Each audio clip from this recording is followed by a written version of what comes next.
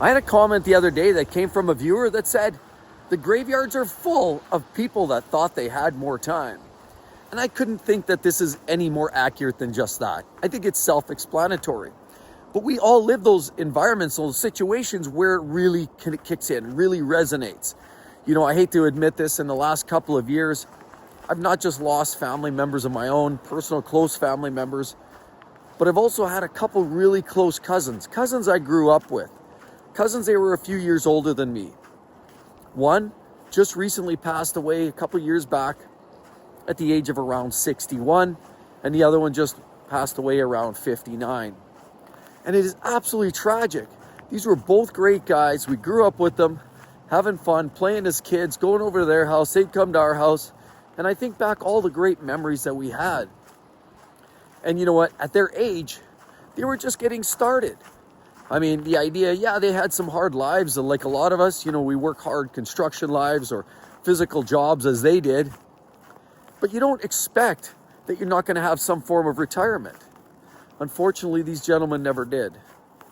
And there's so too many days that we all go through just sailing through our days. You know, rinse, lather, repeat, like the saying goes. You get up in the morning, eat your breakfast, you hustle off to work, screaming and hollering at the people around you, trying to get through that busy traffic, just to pop open the door at work, sit down, plop yourself, flip the laptop open, or sit in that boardroom meeting and get in your day of fun and frivolity. Then the day goes on, you pack your bags, you jump in your car, you fight through traffic again, raised elevation of stress, and you get home, and hopefully you have an hour or two to spend with your family. Well, by the time you figure that out, it's time to wrap it all up, have a shower, hit the sack, and get back up in the morning and do it all over again. And it's way too sad when there's so many of these scenarios when a person considers that the average life expectancy is only about 76 years of age in the US. Some say it's a little higher in Canada. I beg to differ, and I truly believe a lot of that really boils down to statistics, how they're managed, and sort of a narrative that you get a lot of times by the government. See, because often what I find is the governments are telling us one thing, but on our old seat of the pants, as they say, you know, the old litmus test, the actual test, what actually happens in real life.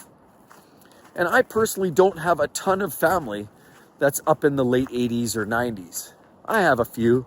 I've had many that have, you know, gone away in the late 50s. Earlier than that, many in the 60s, and certainly many in the 70s. And very few of my relatives have lived on to go well into the 80s and 90s. I've had a few, but mass majority of people that I know in my space have gone in their 60s and 70s. So when I hear statistics, quite often, it's the same statistics that we're all hearing. You hear it too. You see the government tells us that the average life expectancy is 76. We go with that because we don't really have anything else to go by, right? And then we plan all our finances. We plan our retirement dates. We plan how long that money's going to run out or whether it's going to run out or not. And we're constantly planning and working for that target end date. But while we're targeting and while we're saying, you know, I just need another 5 years and then I'm going to retire. I just need another 3 years, or I just need 10 years. 10 years, I'm going to pull a pin. I should have my fully vested pension. I should have all these great financial benefits. And at that point, that's when I retire. See, that's one of the biggest mistakes that I'm starting to see. And I was starting to go down that path myself, thinking, you know what? I knew I wanted to cut it short, and I've spoken about this many years ago, or many videos ago, sorry. But quite often, there was times early in my life where I just assumed retirement age was 65. That was always the number that everybody threw around. So for a while in my early career, say when I was in mid-20s, I thought, okay, I have 40 years left of work, and it just seemed like it was so far away. You get into your work, you see people leaving, you see people get health issues, you see people get fired, laid off, you see all these changes. You see issues with family and friends, and people come and go, and you realize life isn't as predictable, as sustainable as you would expect. And when a lot of us predict, okay, you know what, average life expectancy is 76, In Canada, they claim it's a lot higher. They're trying to tell us that it's closer to 80, 81, somewhere in there. I seriously beg to differ, because I don't know who these people are. And just go look at the obituaries any given day. And quite often you'll find so many of these people that were all trying to do something great. They were all trying to just live their life, 9 to 5, go on about their business, and work till they thought, well, there might be a retirement at some point. Sad reality, I know a lot of people are struggling, of course, and the cost of living and taxation is eating us all alive. And they're actually saying probably over 50% of people now, currently, early, probably younger Gen Xers, are looking down the barrel of retirement and saying, I can't. I'll probably have to work forever. And it's a sad state. But what I'm starting to realize is there's a lot of people that are targeting retirement. There's a lot of people that are thinking, okay, I do have a date and it's going to look like 65 or 67 or maybe 63. And they have this planned out. And we all have to have plans. And of course, finances are one of the biggest hindrances. If we don't have the finances in place, it's kind of hard to retire if we know we can't survive. But a lot of times people get kind of caught up in the idea of just, I've got 30 years left. I've got 10 years left, whatever that is. But the more I started to see, the more I started to lose people around me, the more I started to realize that there's no guarantees in life. There's no guarantee for tomorrow. And when I heard about my cousins, the first one passing, it sort of hit really close to home for me. Because these were young guys that were relatively close to my age, and they're gone. Here today, gone tomorrow. And both of them, they were brothers. Just, it saddens me to hear when people just sort of get into their careers and just keep driving forward. Now, a lot of people just openly admit that they can't afford to retire. And that's just sort of the circumstances some people find themselves in. A lot of times I say we've got to plan ahead. Plan, the last 5 years you can still make a bit of a turnaround. But quite often, just planning it out gives you the opportunity to retire. You've got to have 5 to 10 years out. Don't get yourself tied up into too heavy a debt. Try to clear that debt and move on. But it's just this thought of constantly having to chase the dollar, climb the ladder. And then at one point, you just don't wake up. It's dark. Many people, so many people, get caught up in the idea that they have another day, that they have another year, that they have another 10 years. They go based on law of averages and statistics, and I get it. That's all we can go by at this point. We don't know any better. That's just how we have to operate.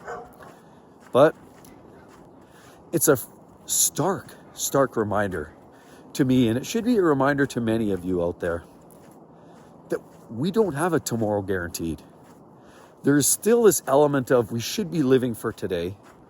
We should be thinking about actually enjoying our life and spending a little bit less of it focused on constantly trying to chase the eternal dollar, trying to chase that next job promotion. Rather, a little harder focus on maybe spending some of that time, that quality time with family and friends. And a little bit less, like I said, we have a dog over here. He's just getting wrangled up.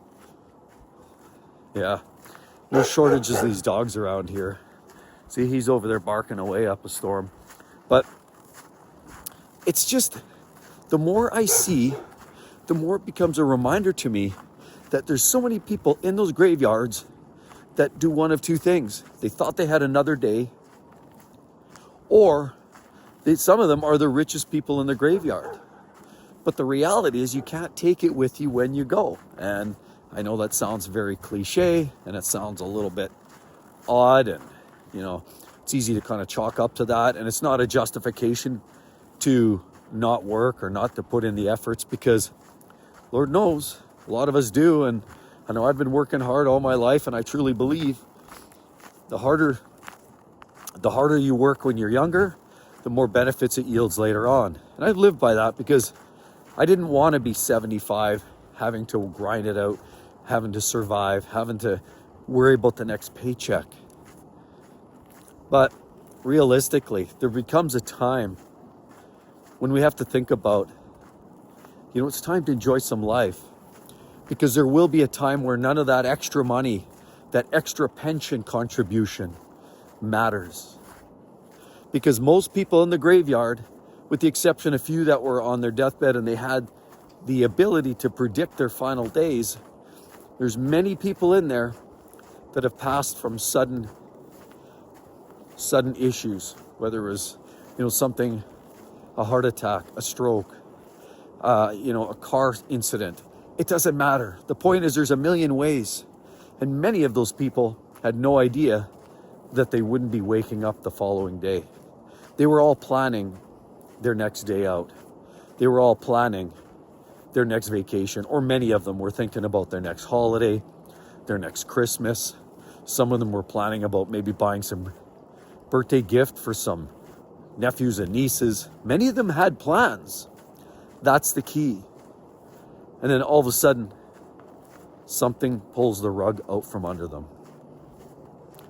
This is just simply a stark reminder that we all have to work and survive. And what I've realized is I do too, and I continue plugging, but I've also found a better way to balance my hobbies, my personal life, and the work-life balance doesn't take the hit like it did before. I've found a better, happier medium. And that's all we need to think about. We all have to be active. We all have to do things that motivate us. In many cases, most of us have to work because we're not billionaires. But there comes a time where you have to realize, hang on now, I don't know when that last day is. And I better start thinking a little bit more about enjoying those days. Every minute, every day, every hour that I have with my family, maybe my best friend, maybe even my dog. We'll have to think about those things, because there will be a day for each and every one of us where there won't be a tomorrow.